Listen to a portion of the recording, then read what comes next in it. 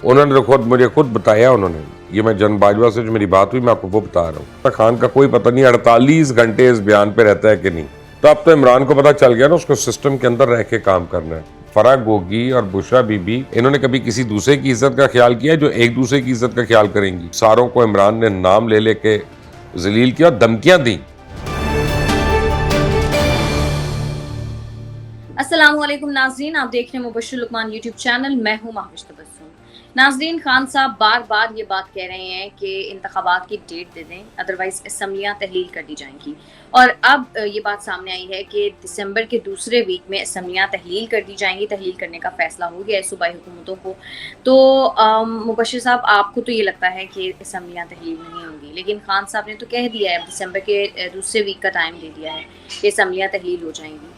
तो अब क्या होगा भाई? अभी और दिसंबर के दूसरे वीक में तो बड़ा टाइम है ना, मैं देख लूँ कितना, तकरीबन कोई 10 दिन पड़े हुए हैं, ठीक है ना।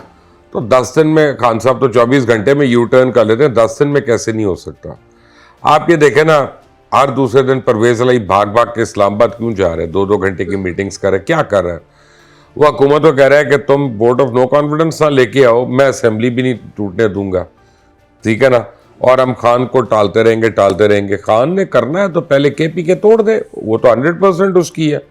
उसके लिए किसी से क्या डेट लेनी, क्या टाइम लेनी, क्या मुज़ाकरात करने? गिलगित बल्तिस्तान तोड़ दे, आज़ाद कश्मीर तोड़ दे, किसी से कोई टाइम लेने की ज़रूरत नहीं है। 2 हफ्ते के बाद मुशावरत करना, ये करना, अभी तोड़ दे। फ़ोन करके चीफ मिनिस्टर को कहा कि भाई आज फारिग कर दो केपी के की असेंबली, वो हो जाएगी मंडे तक, कोई इशू नहीं है। ये प्रेशर डालने की कोशिश कर रहे हैं और ऐसे प्रेशर पड़ना नहीं है, क्योंकि हुकूमत भी अब इन ब्लफ्स के लिए तैयार है। देखें, अगर ये इस्तीफे देते हैं तो क्या होगा? फिर इन्हीं की छोड़ी हुई सीटों पे इलेक्शन होना है ना, इन्हीं की छोड़ी हुई सीट्स पे। तो चलो मैं कहता हूँ एक सीट तो लूज करेंगे ना, इफ नॉट मोर। तो सीटें तो फिर इन्हीं की कम होनी है और अपने ही लोगों के पैसे खर्च होने हैं, अपने लोग अवाम में जाके खज्जल खार होंगे दोबारा से। और फिर अगर 8 महीने बाद इलेक्शन हुई तो फिर क्या होगा? वो तो बेचारे फांक हो जाएंगे जो कमाने आते हैं असेंबलियों में, तो उनके तो लेने के देने पड़ जाएंगे। I don't think this plan is going to work, but let's see, 2 हफ्ते भी दूर नहीं है, पता चल सर? लेकिन खान साहब ने साथ ये भी कह दिया, वो कह रहे हैं कि मेरे कल के बयान का बड़ा गलत मतलब लिया गया है, इस हुकूमत के साथ तो मुज़ाकरात हो ही नहीं सकते। तो वाकई गलत मतलब लिया गया। बात यह है कि 10 दफ़ा तो वो फवाद चौधरी और आपका शेख रशीद साहब जो हैं वो कह चुके हैं कि हुकूमत इलेक्शन का टाइम दे और मुज़ाकरात कर ले। भाई इलेक्शन का टाइम दे और मुज़ाकरात कर ले, तो मुज़ाकरात का लफ्ज़ तो आ रहा है ना वहाँ पे। तो और मुज़ाकरात क्या होते हैं भाई? आप मुज़ाकरात जब करने के लिए तैयार हैं तो फिर शराइत में तब्दीलियाँ भी हो जाती हैं, कमी बेशी भी हो जाती है, ऊपर नीचे भी हो जाती है, तो तब मुज़ाकरात के लिए तो आप तैयार हैं। मैंने आपको कहा था ना कि खान, परसों भी आपने जब मेरे से पूछा था तो मैंने कहा था खान का कोई पता नहीं 48 घंटे इस बयान पे रहता है कि नहीं, और 48 घंटे के अंदर अंदर उसका बयान फिर गया ना। अब आप ये देखें कि पहले इमरान खान को ये पता था कि जब वो तमाम रहमतों से फैज़ याब हो रहा था, उसको पता था कि बंदे तोड़ तोड़ के उसकी झोली में आ जाएंगे, जो वो कहेगा वो पार्लियामेंट से पास हो जाएगा। वो यहाँ तक के कहेगा ईवीएम मशीन कर दो, जो 2 नंबर मशीन है वो भी पास हो जाएगी, हर तरह का ऑर्डिनेंस पास हो जाएगा। तो अब तो इमरान को पता चल गया ना उसको सिस्टम के अंदर रह के काम करना है। और सिस्टम के अंदर महवेश, मैंने और आपने अगर एक चैनल पे ही काम करना है तो हमें आपस में बात तो करनी पड़ेगी ना, तो हमें बैठना तो पड़ेगा ना, डायलॉग तो करना पड़ेगा ना, मुज़ाकरात तो होंगे ना फिर, वरना ना आपने ज्वाइन करना ना मैंने ज्वाइन करना, तो इनको भी करने पड़ेंगे। तो अब ये ज़रूर है कि इमरान खान ने कहा है कि लोग तंग आ गए हैं, अब इलेक्शन भले अगस्त में हो या अक्टूबर में हो, फ़ायदा पीटीआई को होगा। तो चलो ठीक है, अगस्त तक की तो डेट आ गई ना इमरान खान से, अगस्त भी आ गई, अक्टूबर भी आ गई। मेंटली ये तैयार हैं कि इलेक्शन तब है, उससे पहले नहीं है। अच्छा। लेकिन यह है कि ये अपने आप को एक्टिव रखा हुआ है, अपने वर्कर को एक ट्रक की बत्ती के पीछे लगाया हुआ है कि वो ज़रा सोने ना चला जाए, आराम ना फरमा ले, कैलूला ना कर। सच है ना सर कि इस वक्त जो है वो सबसे ज्यादा जो अवाम है वो पीटीआई के ही साथ है, क्योंकि सबसे ज्यादा एक्टिव यही चल रही है। सबसे ज़्यादा का तो मुझे नहीं पता, लेकिन बहुत बड़ी तादाद एक पीटीआई के साथ है। बड़ी मकबूल पार्टी है, गालिबन इस मुल्क की इस वक्त सबसे ज़्यादा मकबूल पार्टी है, इसमें भी कोई दो राय नहीं है। लेकिन इमरान खान ने अभी तो ये कहा है ना कि MNAs और MPs को आप इलेक्शन की तैयारी करें, वो चाहे अगस्त में हो चाहे अक्टूबर में हो। इसका क्या मतलब है? सर ये बात तो है सर। वैसे भी खान साहब का ये वाला जो बयान था कि हुकूमत के साथ तो मुज़ाकरात हो ही नहीं सकते, ये उस बयान के बाद आया जब हुकूमत ने ये कहा कि इत्तेहादी ये कहते हैं कि खान से तो मुज़ाकरात करने ही नहीं है, किसी किस्म की इनको छूट नहीं देनी, क्योंकि जो करना था इसने कर लिया, अब हमारी बारी है। तो ऐसा ही है। बिल्कुल सही है। इस वक्त मुज़ाकरात जो है वो इमरान की ज़रूरत है, हुकूमत की ज़रूरत नहीं है, क्योंकि जो तड़ियाँ इमरान खान दे सकता था, रिज़ाइन करने का, असम्बलियाँ तहलील करने का, लॉन्ग मार्च करने का, पहिया जाम करने का, सोशल डिसोबीडियंस का, सिविल डिसोबीडियंस का, वो सारे करा चुके हैं। तो अब क्या रह गया पीछे? अब तो यही है ना कि हम मीनारे पाकिस्तान पे खड़े होकर नीचे छलांग मारते हैं, या आपको रह गया कि टिकटॉक बना लेते हैं। तो मुज़ाकरात पे अब हुकूमत वक्त का ये कहना है कि यार आप ये थोड़ी है कि जब हर जगह फेल हो जाए तो हम आपके साथ अब बैठ जाए मुज़ाकरात करने में, तो सडनली आपको कामयाबी मिल गई तो हम क्यों करें। और वो साद रफीक ने तो ये भी कहा है कि इलेक्शन ही तो हम करते हैं और इलेक्शन ही की तुम्हारी एक्सपर्टीज़ है, तो कर लें आपने जो कुछ करना है, उसके बाद कर लेंगे। क्योंकि मुज़ाकरात तो अब हुकूमत नहीं चाहती इनसे करना, वो इन शराइत खास तो तौर पे। हुकूमत ये कह रही है ना कि मुज़ाकरात और धमकियां एक साथ नहीं चल सकती। हाँ नहीं देखे, मुज़ाकरात पॉलिटिकल उसमें पॉलिटिकल सूरत हाल में ना कोई चीज़ एब्सोल्यूट नहीं होती, अल्टीमेट नहीं होती। आप उसमें बैठते हैं, मुज़ाकरात करते हैं। एक ज़माने में आप तो महविश बहुत छोटी होंगी उस वक्त, जब पाकिस्तान पीपल्स पार्टी ने और मुस्लिम लीग नवाज ने मिसाक जमहूरियत किया तो हम में से किसी को यकीन ही नहीं था कि यार ये दोनों जमातें एक साथ बैठ सकती हैं। लेकिन वो बैठी और वो इलेक्शन भी एक दूसरे के खिलाफ लड़ती हैं, लेकिन उसके बावजूद आज भी इकट्ठी हैं एक हुकूमत में। तो politics is the art of the impossible, इसमें कुछ भी हो सकता है। What you think is impossible की और पेट can be achieve through politics. तो मैं तो नहीं ना कहूंगा, लेकिन इवेंचुअली अब इमरान की वो पोजीशन ऑफ स्ट्रेंथ नहीं है जिसे वो हुकूमत को, जिसे पंजाबी में कहते हैं गोडर ला सके, तो वो नहीं है अभी। सारी पार्टीज तो खान के खिलाफ हैं इस वक्त। नहीं, और वो क्लियर भी है ना, उनको ये भी तो क्रेडिट दें कि वो क्लियर भी है कि जब हमने बुरा वक्त गुजार दिया तो अब हम इसकी बात क्यों माने। 6 महीने तो बहुत बुरा वक्त था। ऐसा है।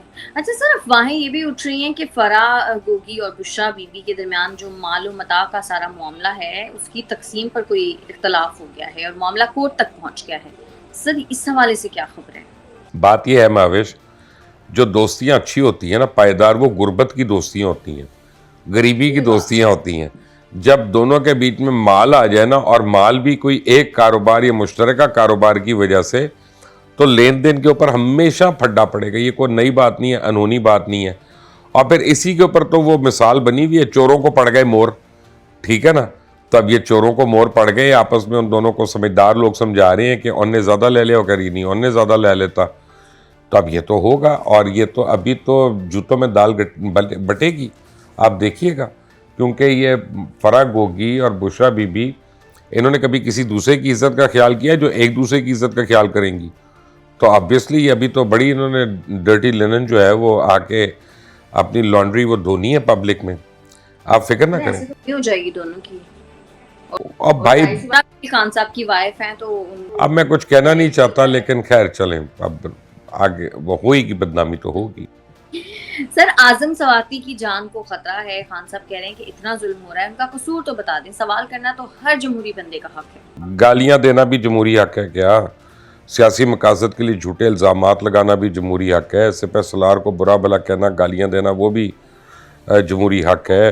अपनी औकात से बाहर जाते हुए इदारों को बदनाम करना भी जमहूरी हक है। जाली वीडियोस का इल्ज़ाम लगाना वो भी जमहूरी हक है। फ़ौज को चोरों का सहूलत कार करना वो भी जमहूरी हक है। इदारों पे इतने खौफनाक हमले करना, मुल्क की जो सालमियत के ज़िम्मेदार हैं, वो भी क्या जमहूरी हक है? आज़म स्वाति ने तो सीधा साधा इदारे के ऊपर हमला किया, और आईन पाकिस्तान जो है उसकी बड़ी क्लियर कैटेगोरिकल सजाएं तजवीज़ करता है, उसमें कौन सा जुल्म है? सर आज़म सवाती साहब को क्या आइडिया नहीं था कि जाहिर सी बात है वो अगर इस तरह से की लैंग्वेज यूज़ करेंगे तो फिर उसके क्या असरात हो सकते हैं आगे? भाई पिछले 4 साल में माविश, असल में पिछले 4 साल में अभी तक तो कोई पकड़ा नहीं गया था, सिर्फ एक शहबाज गिल था इससे पहले, ठीक है ना। तो ये लोग तो खुल कर फ्रंट फुट पे खेल रहे थे। और इनको तो अदालत भी कुछ नहीं कह रही थी, बल्कि किसी को ये कुछ कहते थे अदालत इनको माफ़ कर देती थी। आपको मैं एग्जांपल दे देता हूँ। अभी थोड़े दिन पहले फवाद चौधरी ने कहा अदालत को कि हमें भाषण ना दें सियासत का, अपना काम करें जो नहीं हो रहा आपसे, आपकी अपनी परफॉर्मेंस एबिस्मल है, जो वर्ड्स यूज़ हुए। तो अदालत ने इस पर तो सुओ मोटो नहीं लिया। ये मैं कहता या आप कहती तो अभी तक पता नहीं कितने तौहीन के नोटिस हमें लग गए होते और हमें SHO हमारे घरों पे आके हमें लेके जा रहे होते उन पेशियों के लिए, ठीक है ना। उससे पहले आप देख लें कि अपना एक सर्विंग जज को, IG को, DIG को और DGC को और DGI को, इन सारों को इमरान ने नाम ले लेके जलील किया, धमकियां भी दी। तो हाई कोर्ट ने उसको बुला के कहा अच्छा जी इन्होंने वो अपॉलॉजी दी है, हमें मंजूर है। वही वो तो जज साहब की अपॉलॉजी थी, IG से तो अपॉलॉजी नहीं थी, DIG से तो नहीं थी, DGI से तो नहीं थी, लेकिन उन्होंने अपना मान के बाकी सारी चीज़ों। इनका ये ख्याल था कि हम हर बारी हम लाडले हैं और हम एक्सक्यूज़ होते रहेंगे। इनको ये नहीं पता था कि हवाएं बदल चुकी हैं, वक्त ठहरता नहीं है, वक्त रुकता नहीं है किसी के लिए, बदल गया। सर, असद कैसर साहब ने कहा है कि जनरल बाजवा को एक्सटेंशन देने का फैसला गलत था, जिन भी हालात में वो फैसला हुआ, लेकिन गलती तो हुई है और सब पशेमान है इस बात पर। तो सर इस पे क्या कमेंट करें? वो गलती पहली बात तो यह उनके अजीम कायद इमरान खान ने की है, क्योंकि उस वक्त तो जनरल बाजवा भी एक्सटेंशन नहीं लेना चाह रहे थे, ना उनके माइंड में था। उन्होंने तो मुझे खुद बताया, उन्होंने ये, मैं जनरल बाजवा से जो मेरी बात हुई मैं आपको वो बता रहा हूँ कि मैंने तो TV पे देखा एक्सटेंशन के टिकर्स चल रहे थे कि ये फैसला हो गया। तो मेरी बीवी ने मुझे बताया कि वो TV देखा आपने, TV पे क्या चल रहा है? कहता मुझे तो उस तरह पता चला। तो पहली बात तो एक्सटेंशन इमरान खान ने दी थी। अगर मैं असद कैसर की बात मान लूँ, ये जो टामक टोइयाँ मार रहे हैं इस वक्त, जो पशेमानी की बात कर रहे हैं, वो खसियानी बिल्ली खंबा नोचे, तो आप ये याद करें अभी 3 महीने पहले तो जनरल बाजवा को उन्होंने ऑफ़र की थी कि जी अनकंडीशन, वो गिरने से पहले जो बयान आया था सारों को पता चल गया, 3 महीने पहले पता चला था कि जब इनकी हुकूमत जा रही थी उससे पहले इन्होंने कहा अनकंडीशनल जितनी मर्जी एक्सटेंशन चाहिए ले लो, हमें ना उतरने दो, हमें बचा लो किसी तरह से, हमारी नैपी बदल दो और जितनी भी सॉइल्ड है। तो उस पर असद कैसर क्या कहेंगे? ये भूल जाते हैं कि अब ये वो दौर नहीं है कि जब आप कह दें कि मीडिया ने मुझे गलत कोट किया, क्योंकि आप तो TV पे महफूज हो रहा है, कैमरे के ऊपर आपका इमेज और आपकी स्टेटमेंट महफूज हो रही है। सोशल मीडिया पे जो आप कह रहे हैं वो ट्वीट वही है, ठीक है ना, वो फेसबुक की आपकी पोस्ट भी वही है, वो लिंक्डइन, वो इंस्टाग्राम, वो सब वहीं पे है। या तो आप वो सारा जाके डिलीट करें, पूरी हिस्ट्री को उड़ाएं, माइंड से कैसे डिलीट करें? तो बस ठीक है फिर। अब तो याद रखता है। अच्छा चले, आपकी मेमोरी इतनी अच्छी है, आपको ये सब बातें याद रहती हैं। चले, अल्लाह का रखकर हमें, ये तो मैं क्या कह सकता हूँ इसमें। ठीक है मुबश्शिर साहब, बहुत शुक्रिया आपका। आज के प्रोग्राम से इतना ही। अगर आपको हमारी वीडियो पसंद आती है तो चैनल को करें लाइक, सब्सक्राइब और शेयर, और अपनी कीमती राय से हमें ज़रूर आगाह कीजिएगा। हमें इजाज़त दें। अल्लाह।